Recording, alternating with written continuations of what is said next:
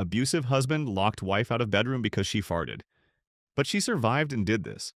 What happens when a lawyer's cruelty pushes his innocent wife to psychological breaking point, but she returns stronger, determined for justice? You won't believe how it ends. Justice, strength, and unexpected twists await. Subscribe now and stay tuned for more gripping stories like this. Sarah Mitchell never imagined her marriage would end with a bedroom door slamming shut behind her. But that's exactly what happened when her lawyer husband Robert decided her most embarrassing moment deserved the cruelest punishment. What she did next will leave you speechless. Survival and the most shocking revenge you've ever heard to reclaim everything that was stolen from her. Make sure you stay until the end because the twist will blow your mind. Sarah had always been ordinary. Growing up in a loving family where laughter filled every corner of their modest home, she worked as a kindergarten teacher just to help shape young minds and make ends meet. Her dreams were simple. Find someone who loved her, maybe start a family, live quietly without the constant worry about perfection. She never expected to catch the attention of someone like Robert Mitchell. Robert wasn't just successful, he was ruthlessly ambitious. The kind of lawyer that commanded respect in every boardroom and courtroom. When he walked into her world that autumn evening, everything changed. He was tall, impeccably dressed, with the kind of confidence that comes from never losing a case. His eyes locked onto Sarah immediately. "What's your name, beautiful?" he asked, his voice smooth as silk, but with an undertone that should have been her first warning. Sarah Mitchell never imagined that one night would change everything. Growing up in a loving family where laughter filled every corner of their modest home, she believed marriage would bring the same warmth and acceptance. Her parents, David and Mary, had shown her what real love looked like. They weathered storms together, supported each other's dreams, and never once made the other feel ashamed for being human. Sarah carried these values into her marriage, hoping to build something beautiful with the man she thought she loved. That man was Robert Mitchell, a successful corporate lawyer who commanded respect in every boardroom he entered. Tall, confident, and articulate, Robert possessed the kind of presence that made people listen when he spoke.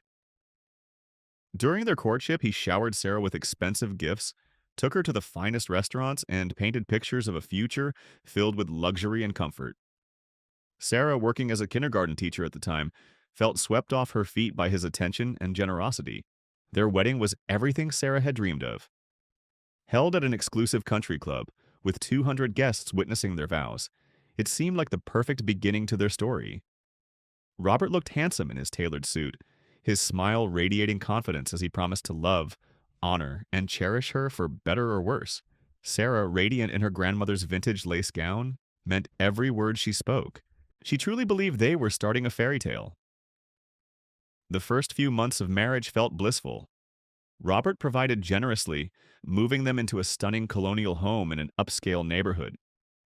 Sarah decorated each room with care, creating spaces where they could build memories together. She learned his preferences, adapted to his schedule, and tried her best to be the perfect wife. Robert seemed pleased with their arrangement, often bragging to colleagues about his beautiful bride. However, perfection was exactly what Robert expected, and Sarah slowly began to realize that his love came with conditions. It started with small criticisms that he disguised as helpful suggestions. The way she folded his shirts wasn't quite right. Her cooking lacked the sophistication he was accustomed to. Her laugh was too loud when they attended dinner parties with his business associates. Each comment felt like a tiny cut, barely noticeable at first but gradually wearing down her confidence. Sarah tried harder to meet his standards. She took cooking classes, researched proper etiquette, and carefully modulated her voice during social gatherings. But nothing seemed good enough. Robert's expectations continued to climb higher, and his patience grew thinner with each perceived failure. What she initially mistook for his desire for excellence, she began to understand was something much darker. The real Robert emerged gradually, like storm clouds gathering on a previously clear horizon. His criticism became harsher, his tone more cutting. He began controlling small aspects of her life, deciding which friends she could see and how she should spend her time. When Sarah tried to discuss these changes, Robert would dismiss her concerns with practiced legal precision, making her feel foolish for even bringing them up. Sarah's friends started to notice changes in her behavior. Jessica, her closest friend since college, watched with growing concern as Sarah became more withdrawn and apologetic. Phone calls became less frequent, and when they did talk, Sarah seemed distracted and careful with her words. Jessica tried to reach out, but Sarah always had excuses for why she couldn't meet up or talk for long. The isolation was deliberate. Robert systematically undermined Sarah's relationships, planting seeds of doubt about her friend's motives and loyalty. He convinced her that they were jealous of her successful marriage and comfortable lifestyle. Slowly but surely, Sarah's world shrank until it revolved entirely around Robert's needs and expectations. At work, Sarah's colleagues began to notice changes too. The once vibrant teacher who filled her classroom with energy and creativity seemed subdued. Parents who had once raved about Mrs. Mitchell's engaging lessons started to worry about her distant demeanor. Sarah's principal, Linda Rodriguez, called her in for a gentle conversation about her performance. But Sarah deflected with nervous laughter and promises to do better. The truth was that Sarah's home life had become a minefield. Robert's moods were unpredictable and she never knew what might trigger his anger. A wrinkled newspaper, dinner served 5 minutes late, or an unexpected phone call could all become sources of conflict. Sarah learned to walk on eggshells, constantly monitoring his expressions and adjusting her behavior accordingly. Robert's abuse was psychological rather than physical, making it harder for Sarah to recognize and even harder for others to detect. He was a master manipulator, skilled at making her question her own perceptions and memories. When she tried to address his behavior, he would turn the conversation around, making her feel like she was the problem. His legal training served him well in these verbal battles, leaving Sarah feeling confused and defeated. The bedroom became another battlefield. Robert expected perfection even in their most intimate moments. Sarah had to look perfect, act perfect, and never do anything that might disrupt his fantasy of the ideal wife. Natural human functions were treated as disgusting violations of his standards. Sarah began to feel like she was performing rather than living, constantly aware of every sound, every movement, every breath. Friends and family noticed Sarah's transformation, but struggled to understand what was happening. Robert was charming in public, always playing the role of the devoted husband. He spoke about Sarah with apparent affection, brought her flowers at work occasionally, and maintained the facade of a perfect marriage. Those closest to Sarah sensed something was wrong but couldn't put their finger on exactly what. Sarah's mother, Mary, tried several times to have heart-to-heart conversations with her daughter. During family gatherings, she noticed how Sarah constantly glanced at Robert, seeking approval before speaking or making decisions. The confident, independent woman who had raised her hand first in every college class had been replaced by someone who seemed afraid of her own shadow. The pressure was building toward an inevitable explosion. Sarah lived in constant anxiety, never knowing when she might accidentally cross one of Robert's invisible lines. She stopped eating certain foods that might cause digestive issues. She avoided drinking too much water before bed. She even researched meditation techniques to help control her body's natural functions. The level of self-monitoring required was exhausting, but she was desperate to maintain peace in their home. Robert, meanwhile, seemed to enjoy the control he wielded over his wife. He would make comments about other couples, pointing out wives who had let themselves go or didn't know how to conduct themselves properly. These observations served as warnings to Sarah about the consequences of failing to meet his standards. She understood the message clearly, even when it wasn't spoken directly. The stage was set for the confrontation that would change everything. Years of psychological manipulation had worn Sarah down to a shadow of her former self, while Robert's expectations had grown increasingly unreasonable. Neither of them realized that their marriage was about to reach a breaking point that would expose the truth about their relationship to the world. What happened next would test every assumption about marriage, dignity, and justice that both of them held. The breaking point came on a Tuesday evening in late October. Sarah had prepared Robert's favorite dinner, perfectly timed to be ready when he walked through the door at exactly 6:15. She had spent the afternoon ensuring every detail was flawless, from the pressed linen napkins to the wine breathing at the proper temperature. Everything seemed to be going smoothly as they sat down to eat. Robert was in a particularly good mood, having won a significant case that day. He regaled Sarah with stories of his courtroom victory, describing how he had dismantled the opposing counsel's arguments with surgical precision. Sarah listened attentively, offering congratulations at the appropriate moments and asking thoughtful questions about his strategy. For a brief moment, she allowed herself to hope that perhaps they were turning a corner in their relationship. After dinner, they retired to their bedroom to prepare for the next day. Robert was reviewing case files while Sarah organized his clothes for tomorrow's meetings. The routine was familiar and comfortable, a rare moment of peace in their household. Sarah felt her body finally relaxing after the day's careful performance of being the perfect wife. As she bent over to pick up Robert's shoes from the floor, her body betrayed her in the most natural way imaginable. A small, involuntary sound escaped her, barely audible but unmistakably human. The room fell silent. Sarah froze, her heart immediately racing as she realized what had just happened. Robert's reaction was swift and devastating. His face contorted with disgust and rage as he looked up from his papers. "Are you serious right now?" he hissed, his voice dripping with contempt. "In our bedroom? Where we sleep? Where we're intimate? You're absolutely disgusting." Sarah immediately began apologizing, her voice trembling with embarrassment and fear. "Robert, I'm so sorry. It was an accident. I didn't mean for it to happen. Please, I'm really sorry." She had learned over the years that rapid, sincere apologies sometimes helped diffuse his anger before it escalated too far. But Robert was beyond reason. He stood up from the bed, towering over her with the same intimidating presence he used in courtrooms. "Sorry doesn't fix this, Sarah. Sorry doesn't make this acceptable. Do you have any idea how repulsive you are right now? Any normal person would have the decency to excuse themselves, but not you. You just stand there and pollute our space like it's nothing." The words hit Sarah like physical blows. She tried to explain again, her voice breaking as tears began to form in her eyes. "It was just a natural bodily function. Everyone does it. It doesn't mean anything.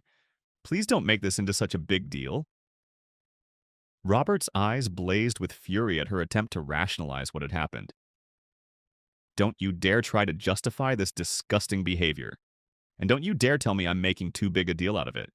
You have no standards, no self-control, no respect for me or this marriage. I can't even look at you right now." What happened next would be burned into Sarah's memory forever. Robert grabbed her by the arm with surprising force and began pushing her toward the bedroom door. "Get out," he snarled. "Get out of my sight. I don't want to see your face or smell your presence anywhere near me. You're revolting." Sarah stumbled as he shoved her through the doorway, her shoulder hitting the doorframe hard enough to leave a bruise. "Robert, please," she begged, reaching out toward him. "Don't do this. It was nothing. Please let me come back in." But Robert slammed the door in her face with such violence that pictures on the nearby wall rattled. Sarah could hear him muttering angrily on the other side, his voice muffled but clearly filled with disgust. She pressed her ear to the door, hoping to hear some sign that his rage was cooling, but instead she heard the distinctive click of the lock turning. For the first time in their marriage, Robert had physically locked her out of their bedroom. Sarah stood in the hallway, wearing only her thin nightgown, completely shocked by the intensity of his reaction. She had experienced his verbal cruelty many times before, but this felt different. This felt like a line had been crossed that could never be uncrossed. She knocked gently on the door, her voice barely above a whisper. "Robert, please, I'm sorry. Can we talk about this? I promise it won't happen again. Please let me in." Silence. She waited several minutes before trying again, each knock feeling more desperate than the last. Hours passed as Sarah sat in the hallway, alternating between knocking and pleading. The house grew cold as the heating system cycled down for the night, and Sarah's thin nightgown provided little warmth against the hardwood floor. She considered going to the guest room, but something told her that leaving would be seen as another betrayal, another sign of her lack of commitment to fixing the situation. Around midnight, Sarah heard movement from inside the bedroom. Her heart lifted with hope that Robert was finally ready to let her back in. Instead, she heard him talking on the phone, his voice loud enough to carry through the door, but muffled enough that she couldn't make out the words. He was talking to someone, probably complaining about her behavior, sharing intimate details of their marriage with whoever would listen. The humiliation was overwhelming. Sarah realized that not only was she being punished for a completely normal bodily function, but Robert was now broadcasting her shame to others. The man who claimed to love her was using her most vulnerable moment as entertainment for his friends or colleagues. As dawn approached, Sarah finally gave up her vigil outside the bedroom door. Her body ached from sitting on the hard floor all night, and her spirit felt completely broken. She made her way to the guest bathroom where she caught sight of herself in the mirror. The woman staring back looked hollow-eyed and defeated, a far cry from the confident teacher who had once commanded a classroom full of energetic kindergartners. That morning, Robert emerged from the bedroom dressed for work as if nothing had happened. He moved through his morning routine without acknowledging Sarah's presence, treating her like she was invisible. When she tried to speak to him, he simply walked past her as though she didn't exist. "Robert, we need to talk about last night," Sarah said, following him to the kitchen where he was preparing his coffee. "This can't be how we handle disagreements. Locking me out of our bedroom over something so trivial isn't normal." He continued to ignore her, methodically adding cream to his coffee and checking his phone for messages. His complete dismissal felt almost worse than his anger had the night before. At least when he was yelling, she knew he saw her as a person worth responding to. Sarah tried a different approach, her voice becoming more pleading. "I know you were upset, and I understand that, but couples work through these things together. They don't shut each other out literally and figuratively. Please, can we just talk about this like adults?" Robert finally looked at her, his expression cold and calculating.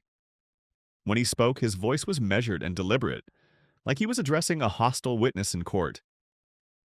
"Sarah, I think you're confused about what happened last night. You violated basic standards of decency and hygiene in our most intimate space. My reaction was completely appropriate for someone who values cleanliness and respect." The gaslighting was immediate and expert. Robert continued, "If you can't understand why your behavior was unacceptable, then perhaps you need to examine your own standards. Most wives would be mortified by what you did. Most wives would understand that there are consequences for such disgusting actions." Sarah felt her reality shifting beneath her feet. Was she crazy for thinking his reaction was extreme? Was she really as disgusting as he claimed? The doubt crept in, just as Robert intended. This was his specialty, making her question her own perceptions, until she accepted his version of events as the truth. But something was different this time. Maybe it was the physical exhaustion from sleeping in the hallway. Or maybe it was the final straw after years of psychological manipulation. For the first time in years, Sarah felt a spark of her old self, the woman who had once stood up to playground bullies and defended her students against unfair treatment. "No, Robert," she said, her voice stronger than it had been in months. "What happened last night was not normal. Locking your wife out of the bedroom for a bodily function that every human being experiences is not appropriate. It's cruel and abusive." The word hung in the air between them like a challenge. Abusive. Sarah had never used that word to describe their relationship before, had never even allowed herself to think it. But saying it out loud felt like breaking through a wall she hadn't even realized was there. Robert's carefully controlled expression cracked for just a moment, revealing something dangerous underneath. But he quickly recovered, his legal training kicking in to help him regain control of the situation. "Abusive?" he repeated, his tone suggesting the word was ridiculous. "Sarah, you're being dramatic. I think you need to calm down and think about what you're saying. Accusing your husband of abuse because he expects basic standards of behavior is not only unfair, it's potentially damaging to both of us." But Sarah was no longer listening to his carefully crafted responses. For the first time in years, she was seeing their relationship clearly, without the fog of manipulation and self-doubt that had clouded her judgment. The man standing before her wasn't the loving husband she had tried so desperately to please. He was a controlling manipulator who had systematically destroyed her self-worth and isolated her from everyone who cared about her. The realization was both terrifying and liberating. Terrifying because it meant acknowledging that her marriage was built on lies and control rather than love. Liberating because it meant she wasn't crazy, wasn't defective, wasn't the problem she had been convinced she was. Robert could see the shift in her demeanor and quickly moved to regain control. "Sarah, I think you're having some kind of breakdown. This kind of irrational thinking isn't healthy. Maybe you should consider seeing someone, getting some help with these wild accusations and emotional outbursts. But his words no longer had the power to make her doubt herself. Sarah looked at him with new eyes, seeing clearly for the first time the calculated cruelty behind his concern, the manipulation disguised as care.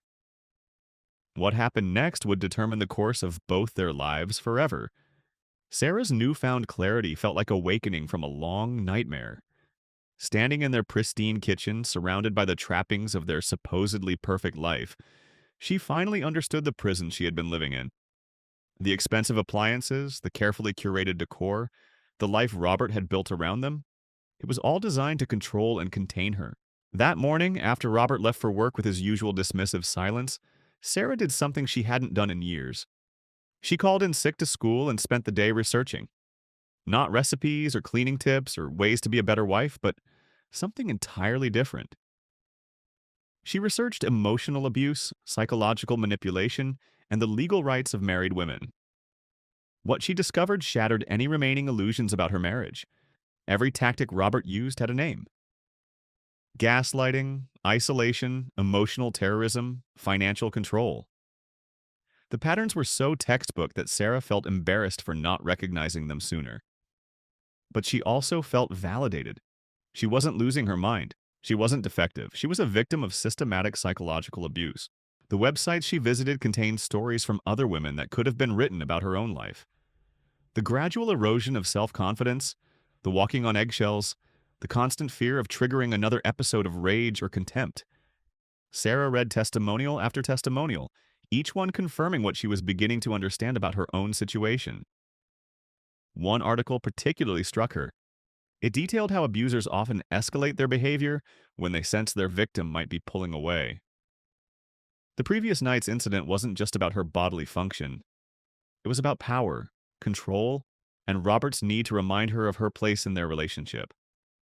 The physical act of locking her out, forcing her to sleep in the hallway like a disobedient pet, was designed to break her spirit completely, but it had accomplished the opposite.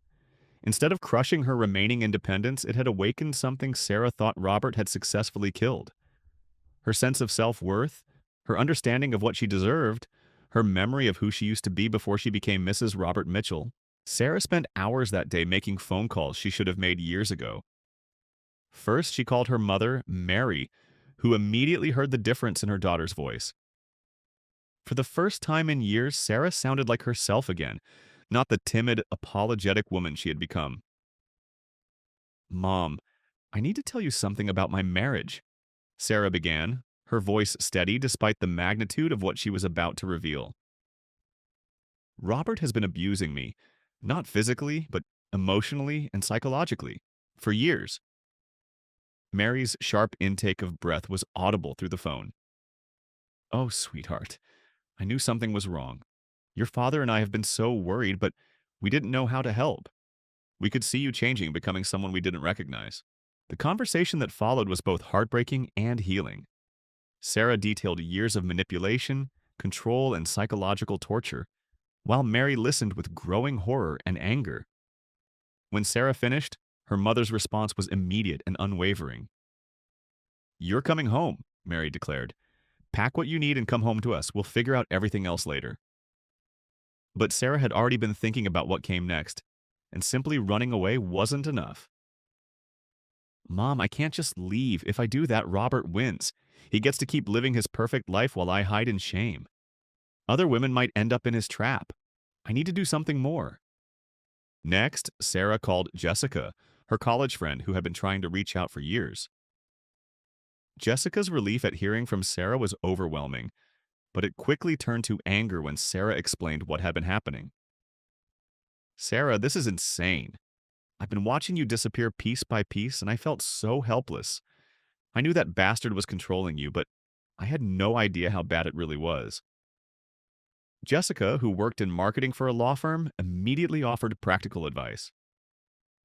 "You need to document everything. Start keeping a record of his behavior, his words, everything he does to control or humiliate you. And you need to talk to a lawyer, someone who specializes in family law and domestic abuse cases." The word lawyer sent a chill through Sarah's spine. Robert was a lawyer, a successful one with connections throughout the legal community. How could she possibly fight him on his own turf, using his own weapons against him? But Jessica had anticipated this concern. I know someone perfect for this situation. Her name is Amanda Chen, and she's made a career out of taking down abusive husbands who think their legal expertise makes them untouchable. She's brilliant, ruthless when she needs to be, and she particularly enjoys cases involving lawyers who abuse their wives. That afternoon, Sarah found herself sitting in Amanda Chen's office, a sleek space that radiated competence and strength. Amanda was younger than Sarah had expected, probably in her early 40s, with sharp eyes that seemed to see through pretense immediately. "Tell me about your marriage," Amanda said simply, and for the next 2 hours, Sarah recounted years of psychological torture. Amanda listened without judgment, occasionally taking notes, asking clarifying questions that helped Sarah see patterns she hadn't recognized before. When Sarah finished with the previous night's incident, Amanda leaned back in her chair, her expression thoughtful. "Sarah, what you've described is a clear pattern of emotional and psychological abuse. In many states, this kind of systematic psychological torture is grounds for divorce and can result in significant financial settlements." Amanda explained that emotional abuse was increasingly being recognized by courts as just as damaging as physical violence. The law is catching up to what psychologists have known for decades. Systematic psychological manipulation can be more destructive than physical abuse because it attacks the victim's sense of reality and self-worth. But Amanda had bigger ideas than just a divorce settlement. "Based on what you've told me, I think we might have grounds for something more significant. Your husband's behavior constitutes intentional infliction of emotional distress, a tort that can result in substantial damages beyond typical divorce proceedings." Sarah felt a surge of something she hadn't experienced in years. Hope mixed with a desire for justice. What would that mean? Amanda smiled, and there was something predatory in her expression that reminded Sarah why Robert's colleagues probably feared opposing her in court. "It means we make him pay for every humiliation, every moment of terror, every piece of your self-worth he systematically destroyed.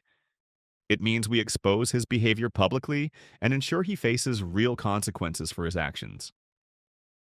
The plan Amanda outlined was comprehensive and devastating. They would document every instance of abuse Sarah could remember, gather evidence of Robert's controlling behavior, and build a case that would not only secure Sarah's freedom, but also ensure Robert faced serious legal and professional consequences. "The incident last night, as humiliating as it was, might actually be our strongest piece of evidence," Amanda explained. "It's so extreme, so clearly abusive that even people who don't understand psychological manipulation will recognize it as wrong. No reasonable person locks their spouse out of the bedroom for a bodily function." Amanda also explained that Robert's profession would work against him in this case. Lawyers are held to higher ethical standards. When a member of the bar is found to be systematically abusing their spouse, it often results in professional discipline, including potential disbarment. We're not just talking about divorce proceedings here. We're talking about destroying his career and reputation. Sarah felt a moment of hesitation. The woman she had become over the years of marriage had been trained to protect Robert, to consider his needs above her own. But then she remembered the hallway, the locked door, the cold floor where she had spent the night questioning her own worth as a human being. "What do I need to do?" Sarah asked, her voice firm with newfound determination. Amanda's smile was fierce and approving. "First, we document everything. Every conversation, every incident, every moment of controlling behavior from now on. We're going to build a case so airtight that Robert's legal training won't help him escape the consequences of his actions." Over the following weeks, Sarah began living a double life. To Robert, she appeared to be the same submissive wife, carefully managing his moods and anticipating his needs.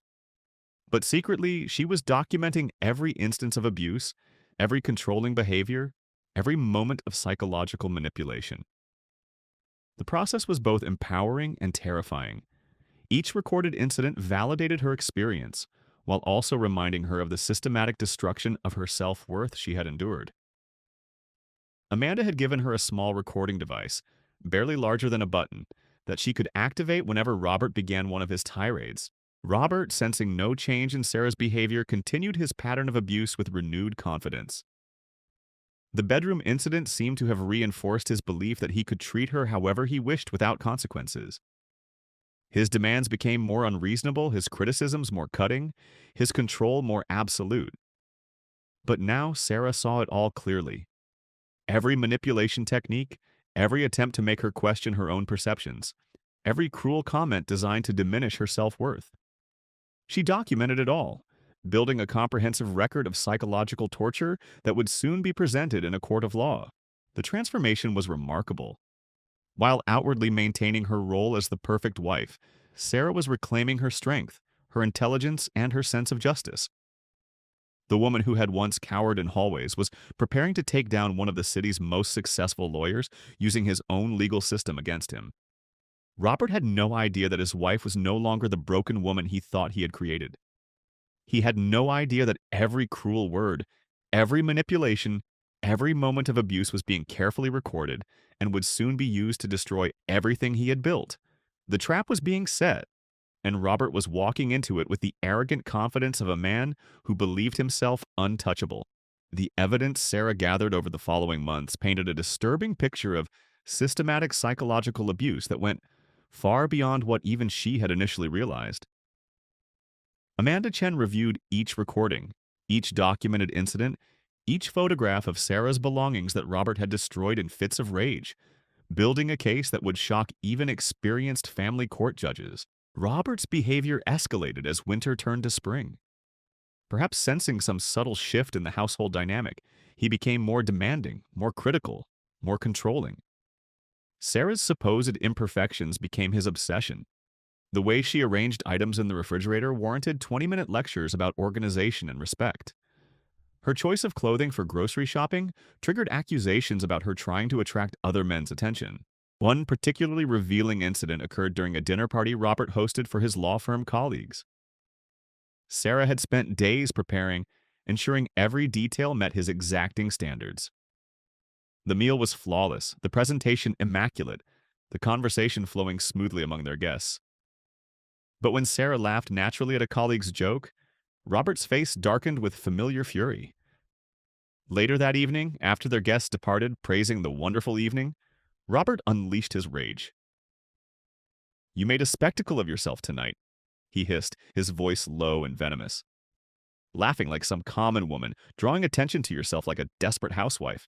Do you have any idea how embarrassing that was for me?"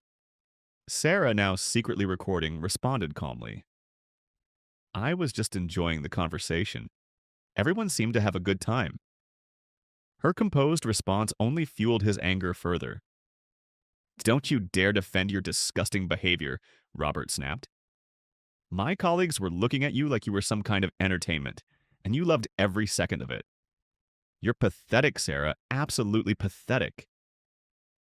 The recording captured every word, every tone of contempt, every attempt to make her feel ashamed for experiencing a moment of genuine happiness. Amanda later told Sarah that this particular recording was especially powerful because it showed how Robert viewed Sarah's basic humanity as a threat to his control. As spring progressed, Robert's financial control became more obvious and documented. Sarah discovered that he had been monitoring every purchase she made, questioning her about grocery receipts, demanding explanations for any expenditure over $20. When she needed new shoes for work, Robert required her to present 3 options for his approval, ultimately choosing the most uncomfortable pair because they looked more professional. Oh, the psychological manipulation intensified as well. Robert began leaving articles about women who had let themselves go after marriage on Sarah's nightstand. He would make comments about neighbors whose wives had given up on themselves, always delivered with meaningful glances in Sarah's direction. These subtle threats were designed to keep her focused on meeting his impossible standards while slowly eroding any remaining confidence she might possess. But Sarah was no longer the vulnerable woman who absorbed these attacks without question.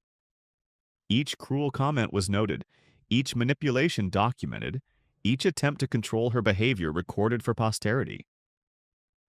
Amanda was building more than a divorce case.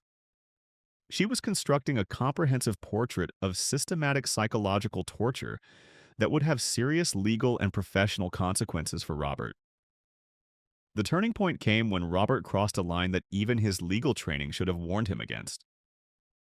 During one of their increasingly frequent arguments, he grabbed Sarah's phone and discovered she had been texting her mother more frequently than he deemed appropriate. "Who gave you permission to have private conversations with your family?" Robert demanded, his face red with rage. "Everything you say reflects on me, on this marriage, on my reputation.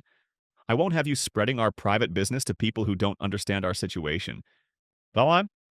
When Sarah protested that talking to her mother was normal and healthy, Robert's response was swift and decisive.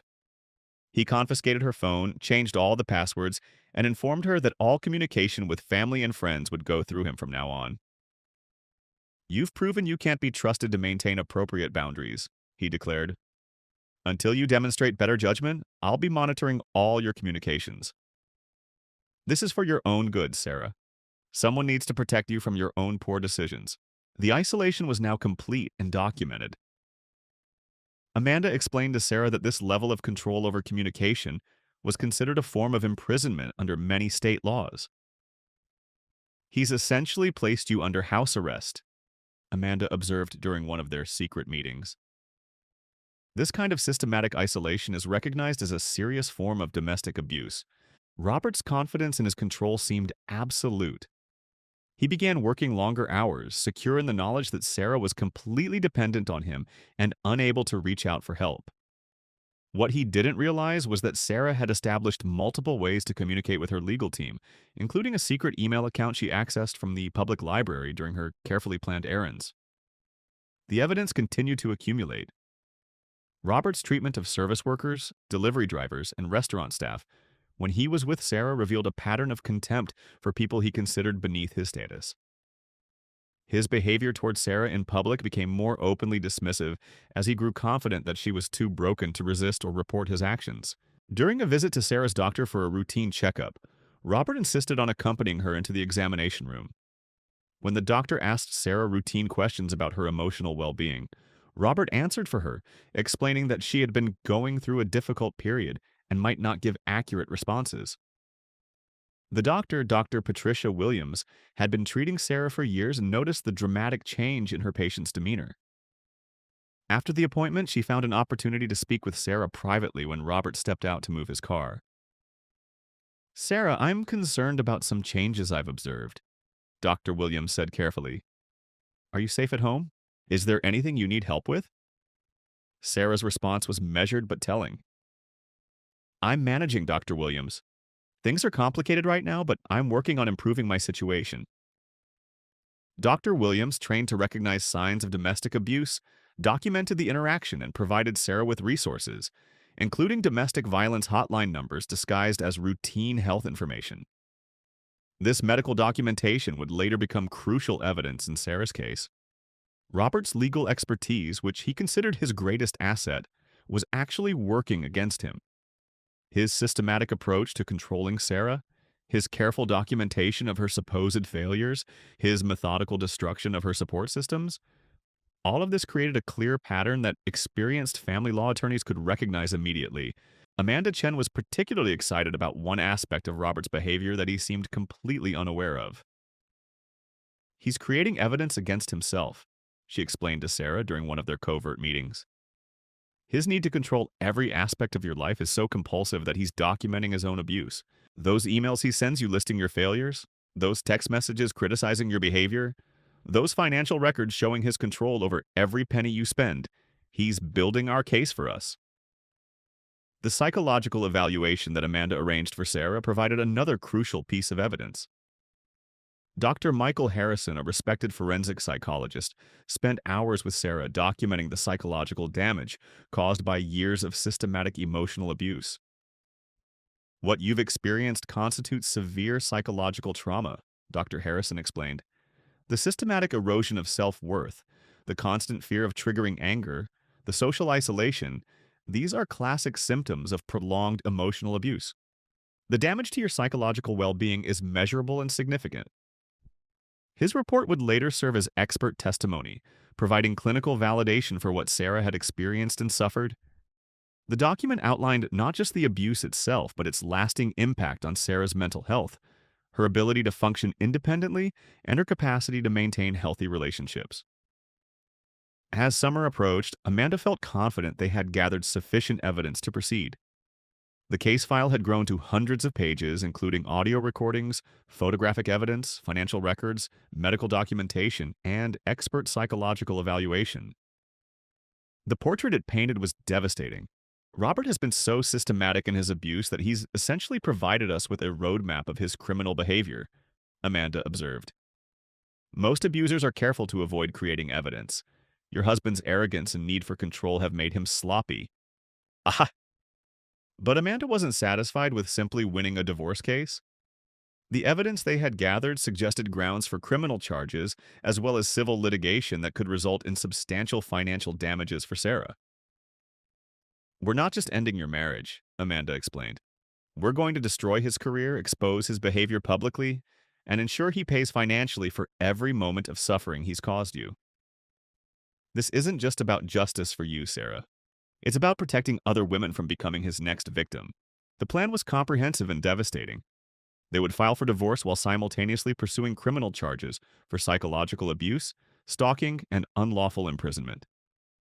Civil litigation would seek damages for emotional distress, lost wages, and medical expenses related to the psychological trauma Robert had inflicted. But perhaps most importantly, Amanda planned to file complaints with the State Bar Association and Robert's law firm, providing evidence of his systematic abuse of his wife. Lawyers who engage in domestic violence face serious professional consequences, Amanda explained. We're not just taking away his wife. We're taking away his career, his reputation, and his ability to harm other women in the future. Sarah felt a mixture of anticipation and terror as they prepared to execute their plan. The woman who had once cowered in hallways was about to take down one of the city's most successful attorneys, using the very legal system he thought protected him. Robert remained completely unaware that his carefully constructed world was about to collapse around him. His confidence in his control over Sarah had blinded him to the possibility that she might fight back. His legal training had taught him how to manipulate the system, but it had also created evidence of his systematic abuse that would soon be presented before judges and juries. The trap was set, the evidence was overwhelming, and Sarah was finally ready to reclaim her life and seek justice for years of psychological torture. What Robert had intended as the ultimate demonstration of his power over his wife had instead become the catalyst for his complete destruction. The final phase of their plan was about to begin, and Robert Mitchell had no idea that his reign of terror was about to end forever. Sarah's hands trembled as she signed the final documents in Amanda's office. After months of meticulous preparation, gathering evidence, and building an ironclad case, the moment had finally arrived. Amanda spread the papers across her mahogany desk like a general reviewing battle plans, each document representing a different weapon in their legal arsenal. Remember, Sarah, once we file these papers, there's no going back, Amanda cautioned, though her eyes gleamed with anticipation. Robert is going to realize very quickly that he underestimated you. His initial response will likely be rage, followed by desperate attempts to regain control. Are you prepared for that? Sarah nodded, feeling more certain than she had in years. I've been preparing for this moment for months. I know exactly who he is now, and I know who I am. He can't manipulate someone who sees through his tactics. No, the first filing was the divorce petition, but it wasn't a typical marital dissolution. Amanda had crafted it as a comprehensive indictment of Robert's behavior, including detailed allegations of psychological abuse, financial control, and systematic emotional torture. The document read like a criminal complaint, each paragraph outlining specific instances of Robert's cruelty backed by recorded evidence and expert testimony. Simultaneously, they filed a civil lawsuit seeking damages for intentional infliction of emotional distress. This wasn't just about ending the marriage. This was about holding Robert financially accountable for the psychological damage he had inflicted over years of systematic abuse. The amount they were seeking was substantial enough to destroy Robert's comfortable lifestyle and serve as a deterrent to future abusive behavior. But Amanda's masterstroke was the complaint filed with the State Bar Association. The document detailed how Robert had used his legal knowledge and professional status to manipulate and control his wife, creating what amounted to a private prison within their marriage. The Bar Association took domestic violence allegations against attorneys very seriously, particularly when the abuse involved using legal expertise to intimidate and control victims. The beauty of this approach, Amanda explained as they prepared for Robert to be served, is that each filing reinforces the others. The criminal complaint provides evidence for the civil case. The civil case supports the professional misconduct allegations. Robert will be fighting on multiple fronts simultaneously, and his usual courtroom confidence won't help him when he's the defendant. The process server arrived at Robert's law firm during the lunch hour, ensuring maximum visibility among his colleagues and clients. Amanda had specifically chosen this timing and location to maximize the professional embarrassment Robert would experience. The man who had spent years humiliating his wife in private was about to face public scrutiny of his most shameful behaviors. Robert's initial reaction was exactly what Amanda had predicted. Within hours of being served, he began calling Sarah's phone repeatedly, his messages escalating from confused to angry to desperate. Since he had confiscated her personal phone months earlier, these calls went to a device monitored by Amanda's office, providing additional evidence of his attempts to intimidate and control his estranged wife. The voicemails he left were particularly damaging to his case. "Sarah, what the hell do you think you're doing? You can't just destroy our marriage over some ridiculous misunderstanding. I've given you everything, provided for you, protected you, and this is how you repay me? Call me back immediately so we can resolve this privately before you make an even bigger mistake." Each message revealed more of Robert's true character. His inability to acknowledge wrongdoing, his sense of entitlement, his expectation that Sarah would prioritize his needs over her own well-being. All of it was captured for legal proceedings. Amanda played these recordings for Sarah with obvious satisfaction. "He's doing our job for us," Amanda observed. "Every attempt he makes to contact you demonstrates the controlling behavior we've alleged. Every message shows his complete lack of understanding about the severity of his actions." Robert's law firm partners requested an emergency meeting within days of the bar complaint being filed. The prestigious firm had built its reputation on the impeccable character of its attorneys, and domestic violence allegations threatened to taint their carefully cultivated image. Robert found himself in the unfamiliar position of defending his personal conduct to colleagues who had once considered him beyond reproach. The firm's managing partner, Harold Winston, had worked with Robert for over a decade and was genuinely shocked by the allegations. "Robert, these are serious accusations. The documentation appears extensive and detailed. We need to understand exactly what we're dealing with here." Robert's response was predictably arrogant and dismissive. "Harold, this is obviously a vindictive attack by a mentally unstable woman who can't handle the responsibilities of marriage. Sarah has always been emotionally fragile, and she's clearly having some kind of breakdown. My attorney will have this dismissed quickly once the court sees what we're really dealing with." But Harold had read the complaint carefully, and the evidence presented was far too detailed and consistent to dismiss as the ravings of an unstable woman. The recordings, the medical documentation, the expert psychological evaluation, the financial records showing systematic control, it all painted a picture of deliberate, calculated abuse that was impossible to ignore. "Robert, I've known you for years, but this evidence is compelling. The firm is going to have to distance itself from this situation while the legal proceedings unfold. You're being placed on administrative leave pending resolution of these matters." The professional consequences were immediate and devastating.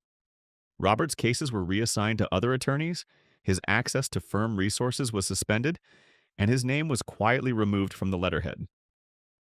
The legal community was small and gossipy, and news of Robert's situation spread quickly among judges, attorneys, and court staff who had known him for years. Sarah, meanwhile, was experiencing a freedom she hadn't felt since the early days of their marriage. Living temporarily with her parents, she rediscovered simple pleasures that Robert's control had eliminated from her life. Eating meals without criticism, watching television programs of her choice, talking to friends without monitoring or time limits, all of these basic human experiences felt revolutionary after years of oppression.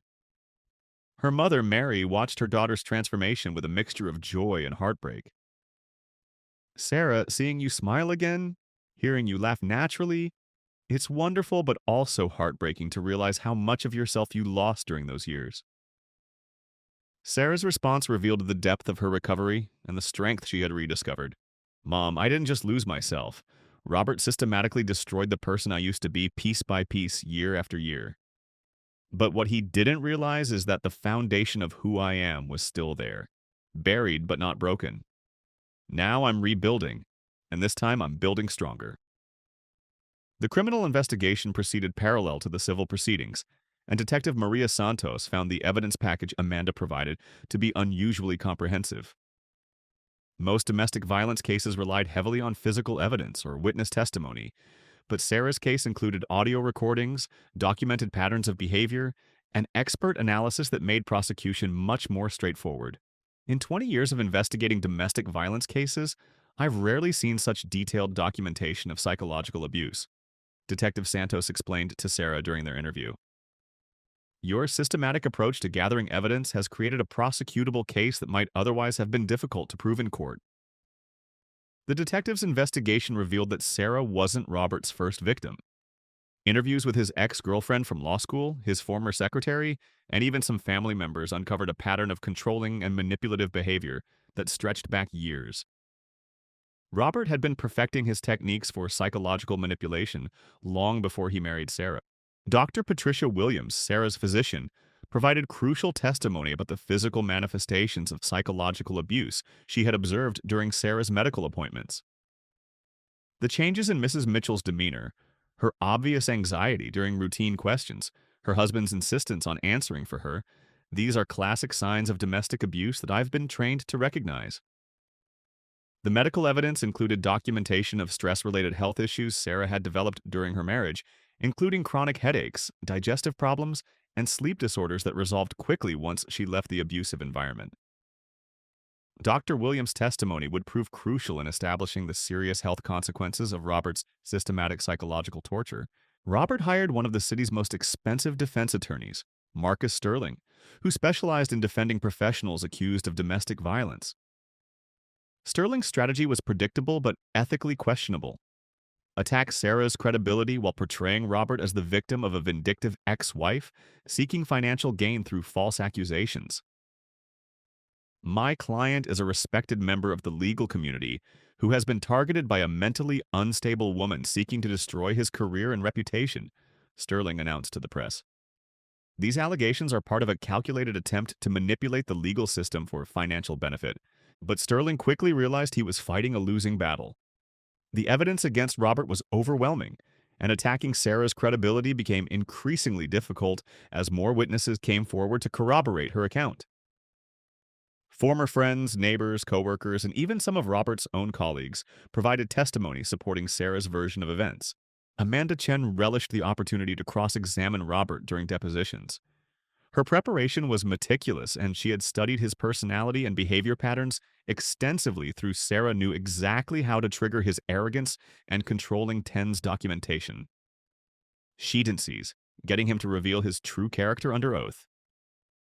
Mr. Mitchell, do you believe it's appropriate for a husband to lock his wife out of their bedroom for experiencing a normal bodily function? Robert's response was telling in its defensiveness and lack of empathy. My wife violated basic standards of hygiene and respect in our intimate space. My reaction was completely justified given the circumstances.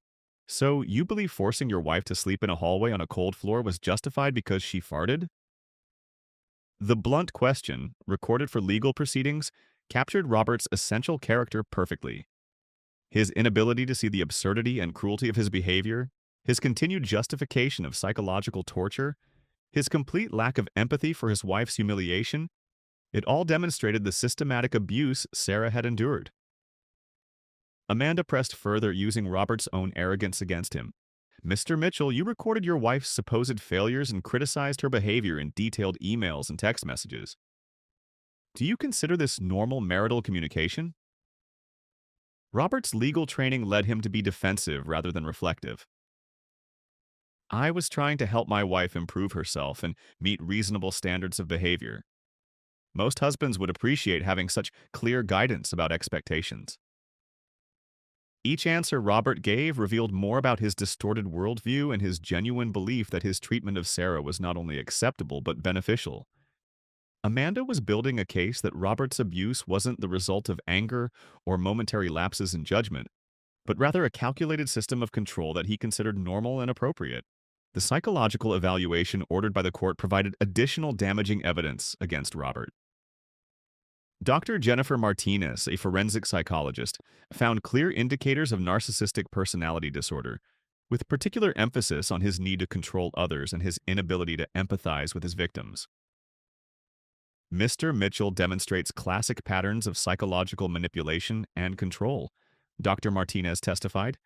His systematic approach to undermining his wife's self-worth, isolating her from support systems, and creating dependency represents textbook emotional abuse. Most concerning is his complete lack of insight into the harmful nature of his behavior. The expert testimony established that Robert's abuse wasn't accidental or situational, but rather the inevitable result of deep-seated personality disorders that made him dangerous to intimate partners. This clinical analysis would prove crucial in both criminal sentencing and civil damage calculations. Robert's world continued to collapse as the legal proceedings advanced. Professional colleagues who had once sought his advice now avoided him. Social invitations disappeared. His carefully cultivated reputation as a successful, respectable attorney was replaced by whispered conversations about his abusive treatment of his wife. The financial consequences were mounting as well. Legal fees for defending multiple cases simultaneously were enormous. The suspension from his law firm eliminated his primary income source. The civil lawsuit threatened to claim most of his assets, including the house where he had once imprisoned Sarah behind locked doors and controlling manipulation. But perhaps most devastating for Robert was the complete loss of control he had once wielded so expertly. Sarah was no longer the frightened, dependent woman he could manipulate and intimidate. She had become a confident, articulate advocate for herself and other abuse victims, speaking publicly about her experience and encouraging other women to seek help. Sarah's transformation was remarkable and inspiring. The woman who had once been terrified to speak above a whisper was now giving interviews to local news stations, participating in domestic violence awareness campaigns, and working with support groups for other survivors. Her strength and courage had grown exponentially as she reclaimed her identity and her voice. The case was building toward a dramatic conclusion that would expose Robert's abuse to public scrutiny and ensure he faced serious consequences for his years of psychological terrorism. Sarah had not only escaped her abuser, but was actively working to ensure he could never harm another woman the way he had harmed her. The final confrontation was approaching, and Sarah was ready to face the man who had once controlled every aspect of her life. This time, however, she would be meeting him as an equal, backed by the full force of the legal system he had once considered his personal domain. Robert Mitchell's reign of terror was about to end, and Sarah Mitchell was going to be the one to destroy him completely. When the courtroom doors finally opened that September morning, Sarah walked in with her head held high, flanked by Amanda Chen and her parents. Across the aisle sat Robert, looking smaller somehow, his expensive suit unable to mask the defeat in his shoulders. The man who had once towered over her with intimidating presence now avoided her gaze completely. The judge's ruling was swift and comprehensive. Robert was found guilty on multiple counts of psychological abuse, sentenced to 2 years in prison, and ordered to pay Sarah over $3 million in damages. His law license was permanently revoked, his reputation destroyed beyond repair. The State Bar Association used his case as an example in their domestic violence training programs, ensuring his name would forever be associated with abuse and manipulation. But the real victory wasn't the money or even the prison sentence. It was watching Sarah reclaim her voice, her strength, her very identity from a man who thought he had destroyed her completely. She returned to teaching with renewed passion, started a nonprofit organization helping other abuse survivors, and found love again with someone who celebrated her humanity rather than trying to control it. Sarah's story proves that no matter how systematic the abuse, how powerful the abuser, or how hopeless the situation seems, there's always a path to freedom and justice. Sometimes the very moment that's meant to break you becomes the catalyst for your greatest transformation. Robert thought locking Sarah out of their bedroom would teach her a lesson about submission. Instead, it taught her about her own worth and gave her the evidence she needed to destroy him completely. Today, Sarah lives freely, speaks loudly, and yes, she farts without apology. Because that's what free people do. They exist as human beings, not as prisoners in their own homes.